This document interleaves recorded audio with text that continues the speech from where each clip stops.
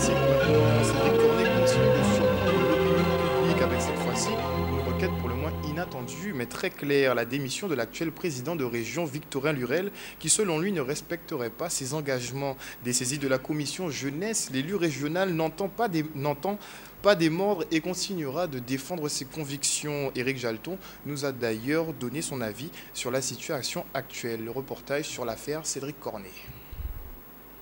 C'est une affaire qui défraie la chronique.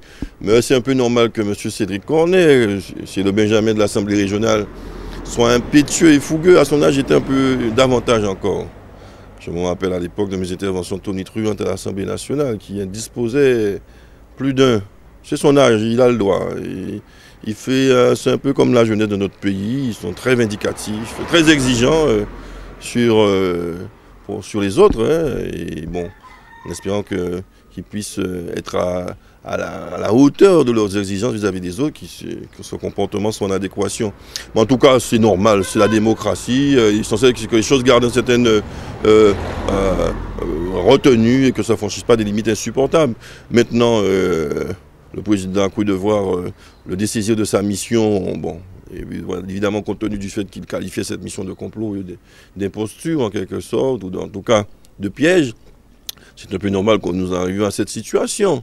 Bon, maintenant, Cédric Cornet est clairement dans l'opposition régionale, et donc il va jouer son rôle d'opposition sans doute, hein, puisqu'il prépare ses élections. Il l'a déjà annoncé pour l'Assemblée unique. Donc les choses, disons, se sont clarifiées. C'est la démocratie. Ainsi va les choses quant à la démission demandée du président de région.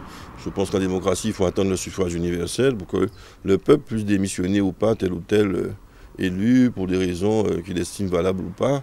Ça, c'est l'affaire du suffrage universel et je me garderais bien de demander la démission d'un élu parce qu'on est en désaccord avec lui. Donc, c'est la démocratie. J'encourage le jeune Cédric Cornet à continuer à porter, à dire ce qu'il pense. C'est la démocratie, il faut qu'il s'exprime en gardant les limites convenables, évidemment, et aux autres conseillers régionaux, à travailler dans l'intérêt du pays, en participant aux commissions régionales, puisqu'on m'a reproché de ne pas être présent tout le temps dans les commissions à l'Assemblée nationale. La commission défense n'intéresse pas beaucoup la Guadeloupe. Il faudrait que les conseillers régionaux aussi participent, soient présents, notamment M. Galantine, aux réunions de la commission, des commissions régionales. Ce n'est pas une annonce soudaine, c'est une annonce réfléchie.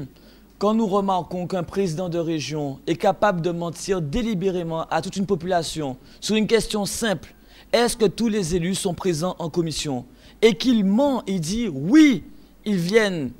On ne peut pas accepter cela. La population européenne ne peut pas être trahie.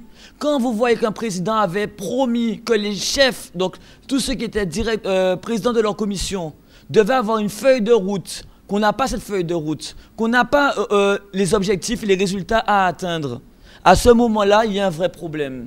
Donc, aujourd'hui, nous remarquons que le président a menti, nous remarquons qu'il est incompétent et qu'il ne sait pas où il va mener le bateau région Guadeloupe. Donc je lui demande tout simplement que s'il est en foi avec lui-même et qu'il a du respect, même un tout petit respect encore pour la population guadeloupéenne, de déposer sa démission et de dire clairement « je ne suis pas capable ». Est-ce que vous ne pensez pas que ça va un petit peu trop loin? Je ne pense pas du tout, parce que tous les Guadeloupéens sur Canal 10 ont vu qu'il a menti en live and direct. Donc à ce moment-là, on ne peut pas accepter le mensonge. Et un minimum serait qu'il fasse des excuses à la population. Oui, j'ai menti, je reconnais. Est-ce que vous craignez pour l'avenir?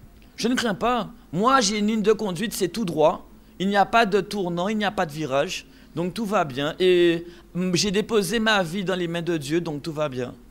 Ça ne me fait pas grand-chose puisque j'ai prouvé par A plus B que c'était un piège et que les 5 millions d'euros n'existent pas. Par contre, ce que j'espère, c'est que maintenant que j'ai montré au grand jour que les 5 millions n'existent pas, qu'il se débattra de toutes ses forces pour racler à droite et à gauche pour donner les 5 millions à la jeunesse. Ce sera le plus beau cadeau qu'il pourra me faire. Donc merci, monsieur Lurel.